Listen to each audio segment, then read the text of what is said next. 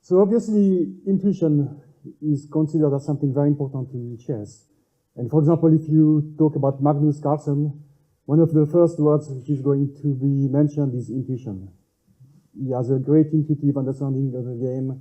He's more intuitive than Caruana, and so on and so forth.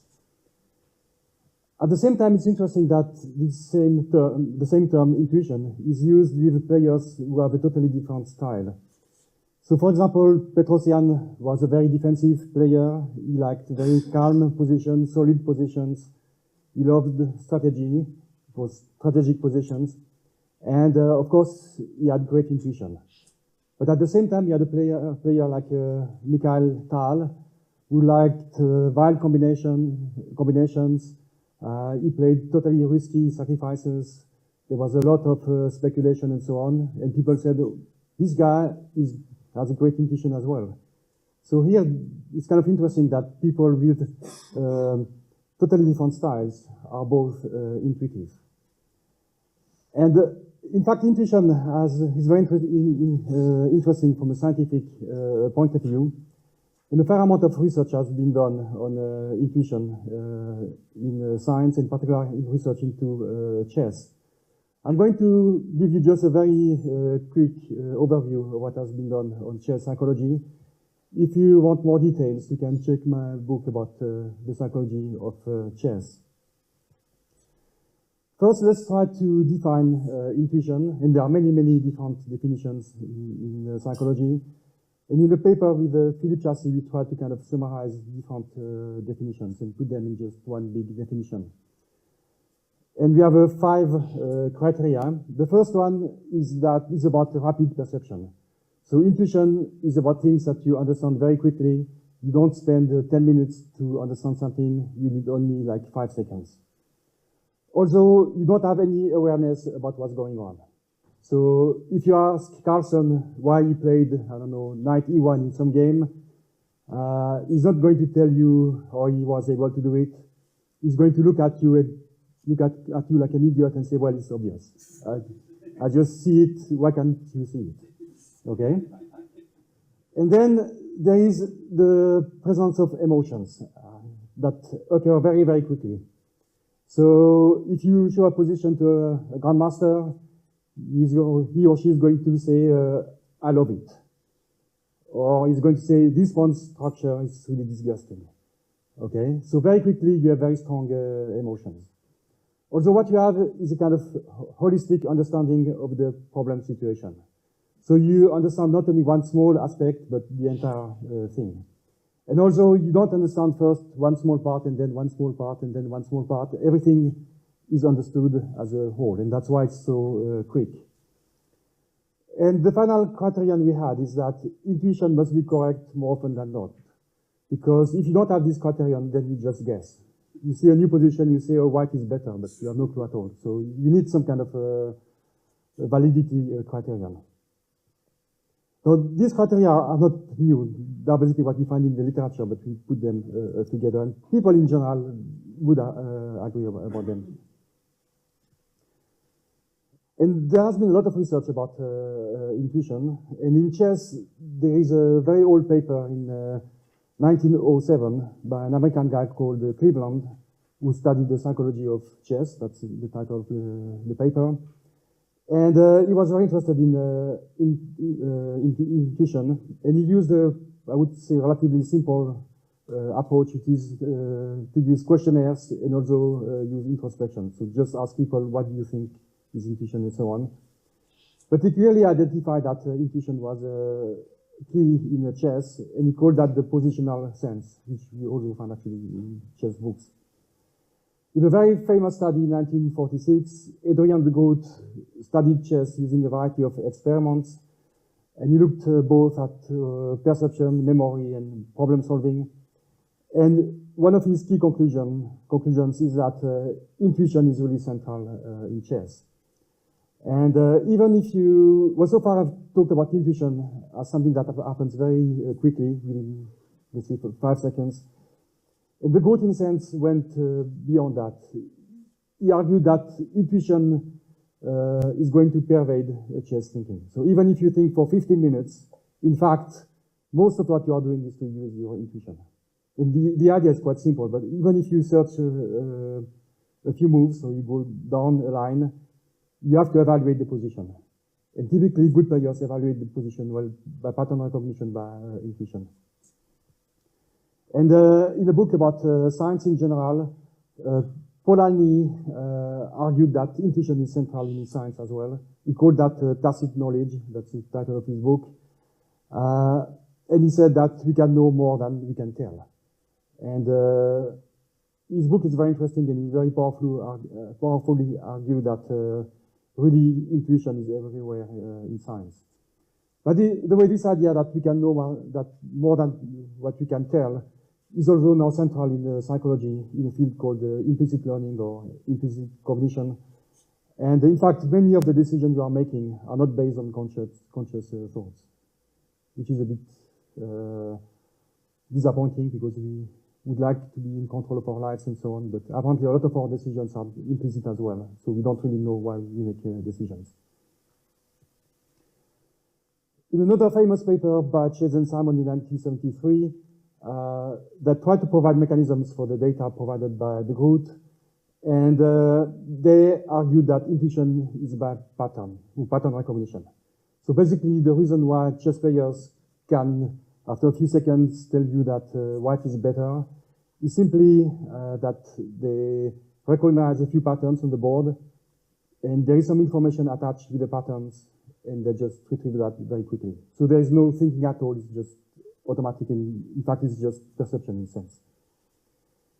And in a different approach, Dreyfus and Dreyfus argued that expertise is intuition.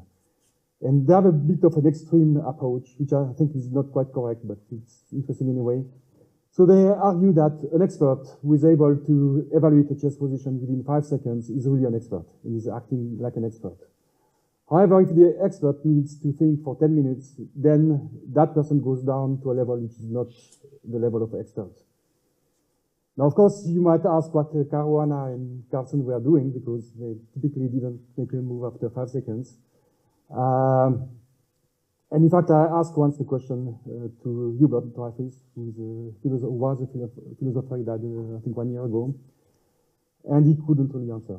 So I think he pushed the idea of intuition a bit too far, but their book still is very, very influential. The idea that as soon as you think, you are not acting like an expert. Again, I think it's a mistake, but it's a very common idea. It's partly correct in the sense that obviously experts do have intuition. Now, I've presented a variety of ideas about intuition, but something that's important to realize is that it is actually quite hard to find data to support the idea of intuition, because things happen very quickly, and you cannot ask people because they don't know. And there's really a difficult question about how you collect data about intuition. And in fact, a lot of research about intuition has been carried out about chess. And I'm going to briefly mention a few things that have been done. Well, first, going back to the GR00T, of course, the GR00T argued that perception is central to expertise, and perception is obviously linked to intuition. And the GR00T basically collected protocols where players from strong amateurs to world champions were supposed to find the best move in the position. And what you find in the protocols is that very quickly, after a few seconds, the good players propose moves which are pretty good. And what he said is that good, especially grandmasters, are able to see good moves very quickly. And he emphasized the see, that it's something visual. So they look at the position, and in fact, they see that the bishop has taken d5, while the bishop is still on a2. So this is, again, very perceptual kind of activity. Also, the GR00T developed a task where you have to memorize a chess position presented for a few seconds. And because it's very quick, you don't have time to think too much. And grandmasters can memorize chess positions just after 2-3 seconds almost perfectly. So again, that's the idea that things happen very quickly and it's perceptual. Also, if you record eye movements, which the Groot did, and I wrote a book about that with him in 1996, you can see that, again, in the first seconds, there are differences in the eye movements. Very quickly, the good players, especially masters, zoom in onto the important squares of the board.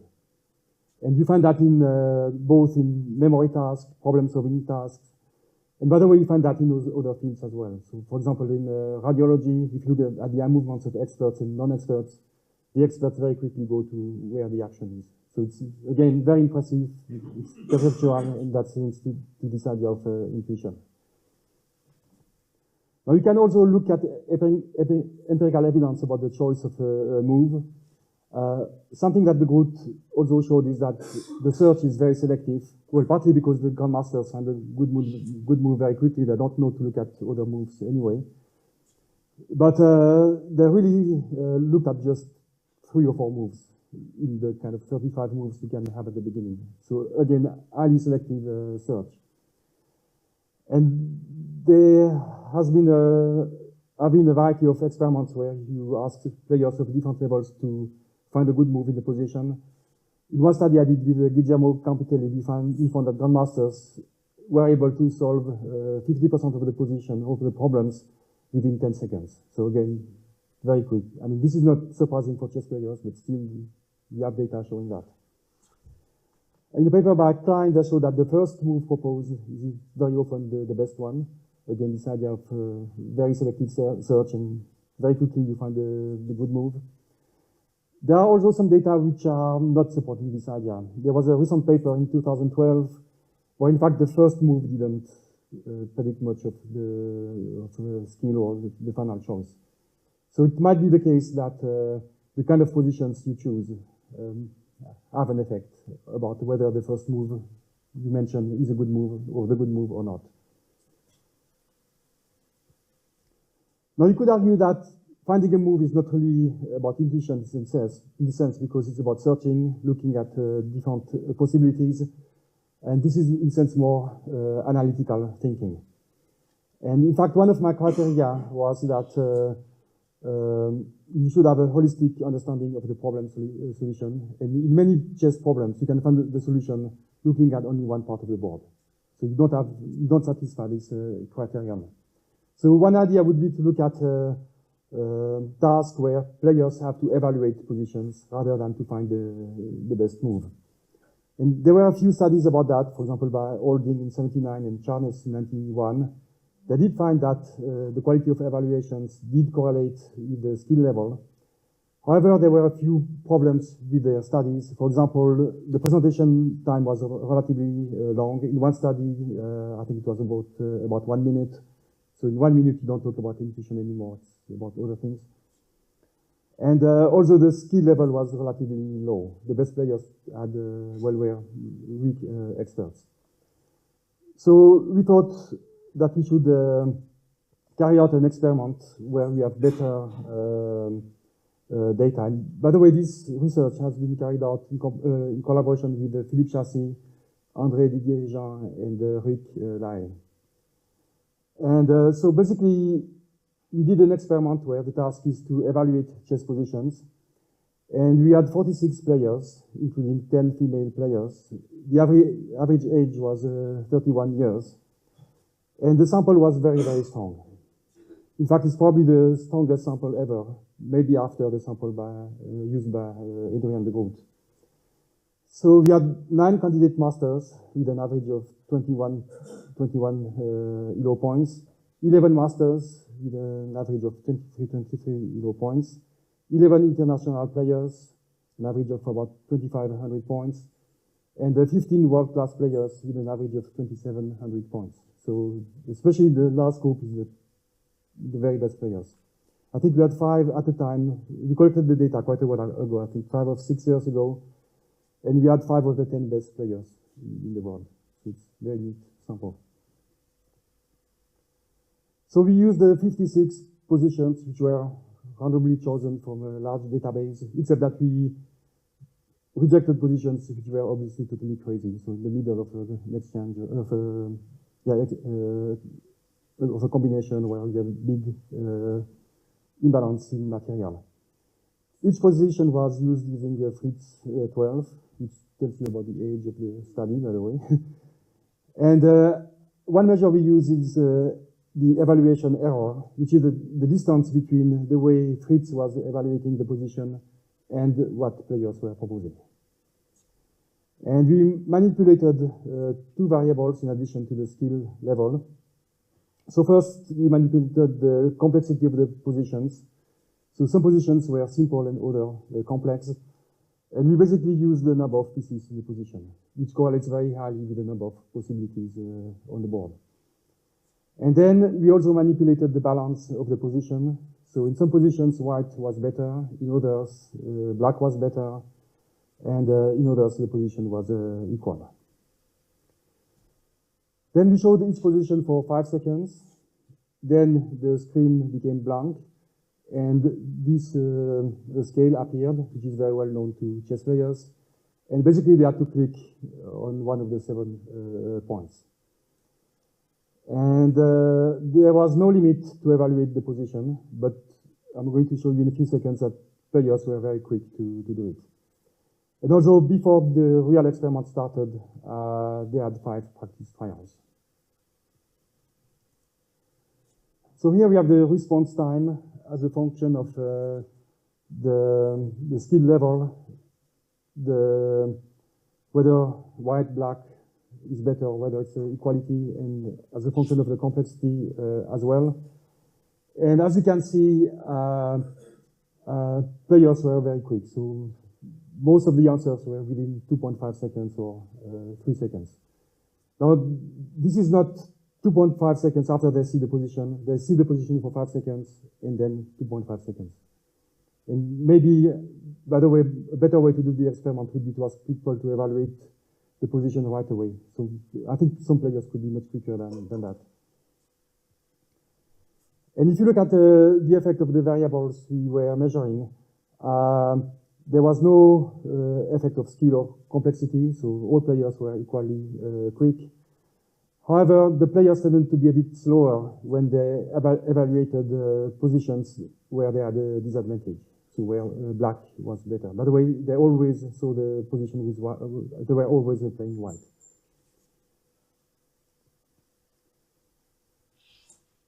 Now, if you look at the evaluation error, which is the most interesting variable, we find that there was a main effect of skill, which is not surprising, but still we could show it that very clearly.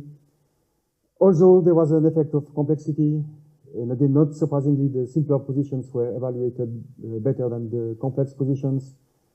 And also, there was an effect of balance. And the result is interesting. I'm not quite sure what it means. And the result is that the equal positions were evaluated less precisely than the positions where white or black was better. So equality was a bit harder to evaluate. So here we have in the sense of the raw data. We have the ELO rating on the x-axis, the y rating on the y-axis. We have the error size, and of course, the lower the error, the better. So you want to be close to 0. And as you can see, the better player are closer to 0, and you get this wonderful regression line. So the results are very, very clear. Of course, there is variability. You always find these kind of things, but still the trend is very clear. In fact, skill accounted for 50% of the variance, which is quite high, and I'll come back to that in a few seconds. If you want the exact regression line, you have it here. And now I'm going to play a game which is a bit speculative, but it's great fun. So I'm going to ask the question, what kind of level do you need to have perfect intuition? I mean, these players obviously were good, but they were far from a 0. So the best were at like 0.9. So there was still some way to go down. So if you extrapolate from the data, you find that in order to reach perfect intuition, you need to have an ELO of 4131, which is obviously very high. So even Carlsen, who is very famous for his intuition, has an ELO of only 2835. So maybe Castle is not as intuitive as people think, but of course it's more intuitive than most of us. And even the best computer, and here I put Dogfish, but it's probably Alpha Zero now, has an ELO of only 3456. So there's still some way to go to get perfect intuition. Now very quickly, a discussion. Well, I told you that still accounted for 50% of the variance, which is very high, but in fact, I think it should be higher because we have something that's called restriction of range. We had only players above 2000 ELO. So if you had players below 2000 ELO, they would be, of course, much weaker than the one we had, and that would increase the variance that I explained for. And yeah, it's easy to collect data. I'm going to do that at some point, but I'm quite sure the variance explained is going to be much higher. So in general, these results support the idea that holistic intuition, which are defined by the ability to evaluate a position, this intuition is central to expertise. So I was told to be short. I think I was short. Okay, thank you. Thank you very much. Oh, you can speak a bit more, because this is so interesting. When you, maybe I don't really know if I understood it right, but when you train to be a good chess player, do you mean that you should train your intuition, or intuition is that not something you get from training other stuff? Well, intuition is what you get when you train one specific domain. I actually believe that the explanation proposed by Chase and Simon is correct. So when you practice chess, of course, you read books and now you look at computer games, you use computers, databases.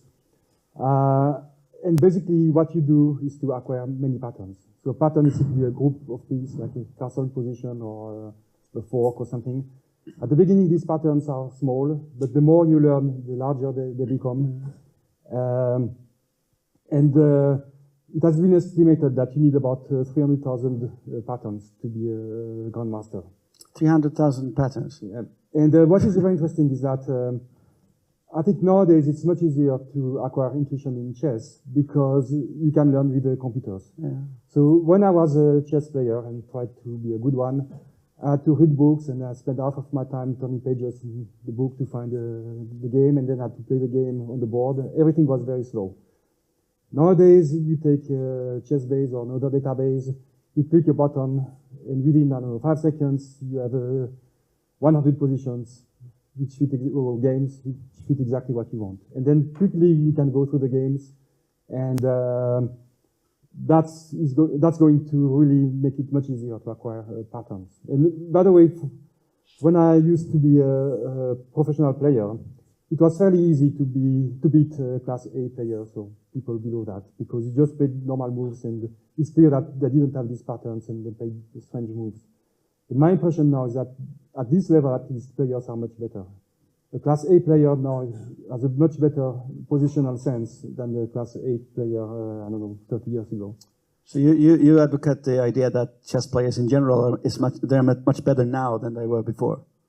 Well, they are better now, but also specifically with this idea of intuition. They are better nowadays because of the fact that they can use computer programs and databases.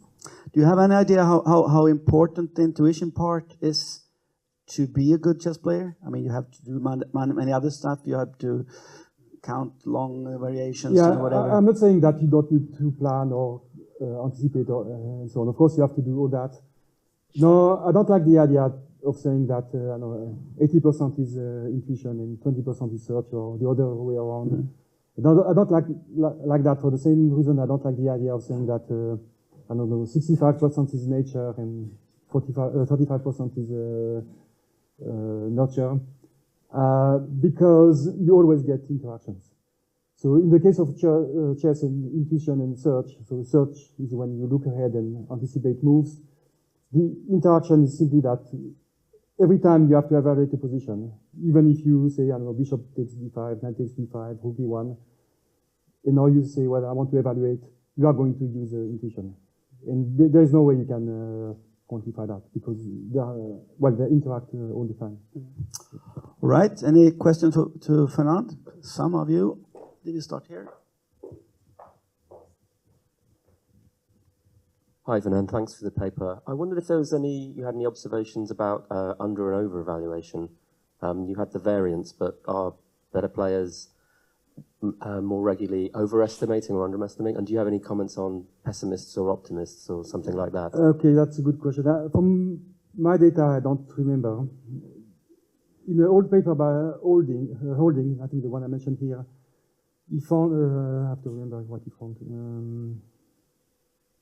Yeah, what he found is that good players tended to spread their evaluation much more than the weaker players. So the weaker players were very close to say that the position is equal almost all the time. By the way, these weaker players were much weaker than the one we had. And basically, the stronger you get, the more kind of discriminated you become. That would be interesting to look at our data. We haven't done that. Yeah, a very good question. Yeah. In your research, as an index, you are using evaluating the position as an index for intuition. But when you go to the literature of the chess for training, as a technical training, you see that intuition, the index for the intuition is the first move that every chess player can find. And because of that, in fast games, for example, in blitz games or in rapid games, the first move is the index of intuition. I think this concept and that concept that you are using in your research is different to each other and have different definition. Can you describe? Yeah, well, I agree they are different. It was actually the idea that in order to measure holistic intuition, you need something more general, which is the evaluation of the entire position. Now, both are going to correlate. And in fact, we have data which we haven't analyzed yet.